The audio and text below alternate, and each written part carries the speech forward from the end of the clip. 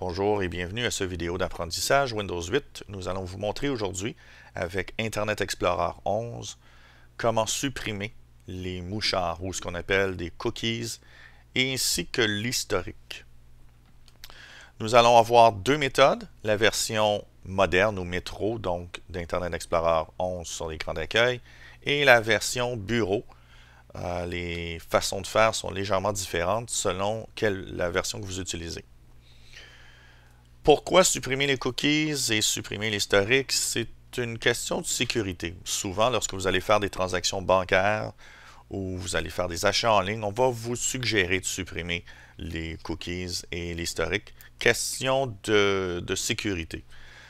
Bien que les problèmes liés à la sécurité ne sont pas très élevés, c'est surtout parce que si vous gardez l'historique et les cookies, une page d'hameçonnage pourrait savoir, par exemple, quelle banque vous utilisez. Mais les cookies, en tant que telles, ne contiennent pas vos mots de passe ou vos informations personnelles. Elles contiennent uniquement une espèce d'historique de votre navigation.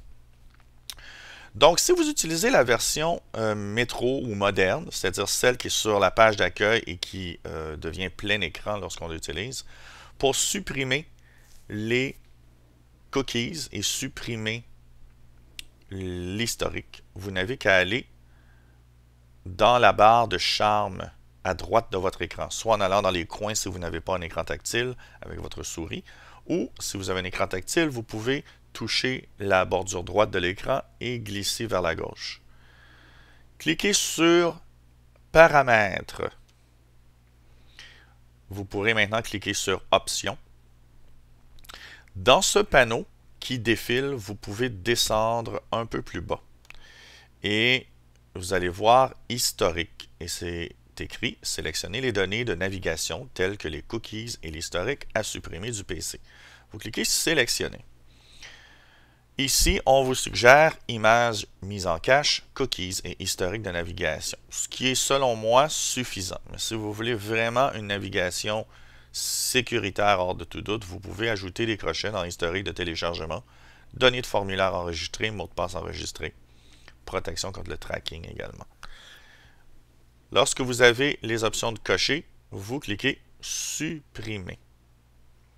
Vous allez voir Suppression apparaître à droite ainsi qu'un petit mouvement. Et ça se termine par les données que vous avez sélectionnées ont été supprimées. Ce qui veut dire que ça a été fait. Vous pouvez maintenant sortir de votre navigateur ou tout simplement aller naviguer sur un site web que vous voulez voir. Si vous utilisez la version bureau de Internet Explorer, qui ressemble plus à une ancienne version de Windows, pour accéder à ce même menu, vous allez tout simplement en haut à droite, sous le petit X dans le carré rouge.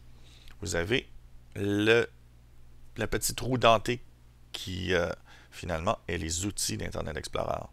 Cliquez sur cette petite roue dentée, cliquez sur Options Internet et dans la fenêtre qui apparaît vers le bas, vous avez Historique de navigation. Vous pouvez cliquer Supprimer. Et sur cette fenêtre Supprimer, vous vous assurez d'avoir Fichier Internet et site web temporaire, cookies et données de web et historique. Vous pouvez bien sûr mettre des crochets dans les autres options si vous voulez. Et vous cliquez Supprimer. À partir de ce moment-là, vous venez tout simplement de supprimer. Vous avez une petite fenêtre qui apparaît au bas de l'écran qui dit Internet Explorer a terminé la suppression de l'historique de navigation sélectionné. Ce qui veut dire que tout a fonctionné correctement. Et c'est comme ça qu'on supprime les cookies et l'historique de navigation dans Internet Explorer 11 sous Windows 8. Si vous aimez nos vidéos, abonnez-vous. Vous serez informé lorsque des nouveaux vidéos sont en ligne. Si vous avez des questions, des suggestions, peut-être même une vidéo que vous voulez voir sur une option de Windows 8 que vous ne comprenez pas ou que vous voulez apprendre, laissez-nous savoir et nous fera plaisir de faire une vidéo et la mettre en ligne. Vous aiderez également les autres utilisateurs à comprendre ces options.